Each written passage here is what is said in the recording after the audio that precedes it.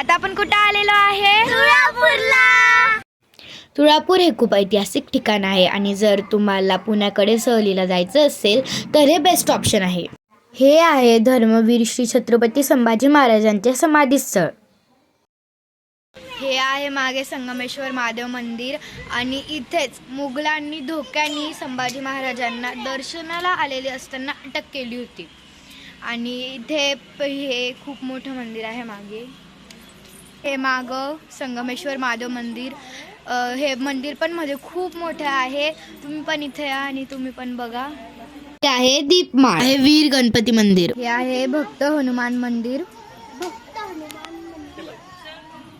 आणि आता आपण जाऊया नदी बघायला. 3 नद्या आहे, भीमा, भामा आणि इंद्रायणी.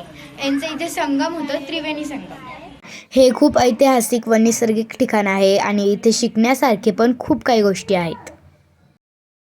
हिंदू धर्माच्या रक्षणासाठी ज्यांनी आपल्या प्राणाचे बलिदान दिले अशा धर्मवीर छत्रपती संभाजी महाराजांच्या समाधीस्थळी प्रत्येक हिंदूंनी आपल्या आयुष्यातील एकदा तरी भेट द्यावी. आता मी इथे थंडगार उसाच्या रसाचा आस्वाद घेत आहे. आता आम्ही चाललो आहे ज्ञानेश्वर महाराज समाधी आळंदी येथे. आता आम्ही आलेलो आहे आळंदीला आणि आम्ही जाणार आहे आता ज्ञानेश्वर महाराजांचे दर्शन करायला. इथे खूप छान छान खेळणे, रांगोळीचे साचे, सर्वच काही छान छान विकायला आहे.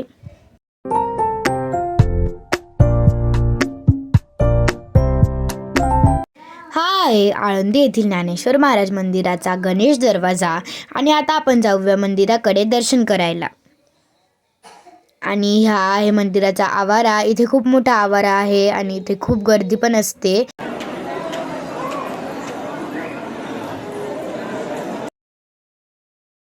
आता माझ्या मागं आहे ज्ञानेश्वर महाराजांचे मंदिर आळंदी येथील. आणि इथे आहे भोजन कक्ष. इथे पूर्ण प्राचीन काळाचे बांधकाम आहे, सर्व मातीचे. आता आपण जाणार आहोत इंद्रायणी नदीकडे. आता आम्ही नदीच्या पुलावरून जात आहोत. ही नदी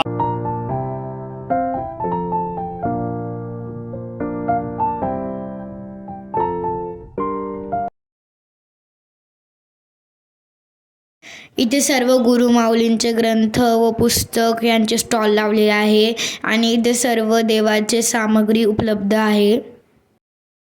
इथे प्री वेडिंग शूट पण चालू आहे. आता आम्ही आलेलो आहोत श्री गजानन महाराज मंदिरात, पण शेगावला नाही, आळंदीला.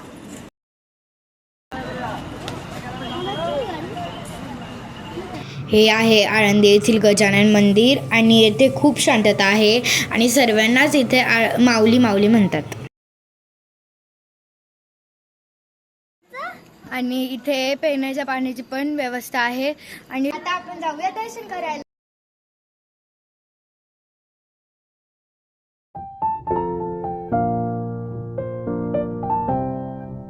आता आम्ही हॉटेलमध्ये जेवायला थांबलेलो आहे, हॉटेल नीलम मध्ये.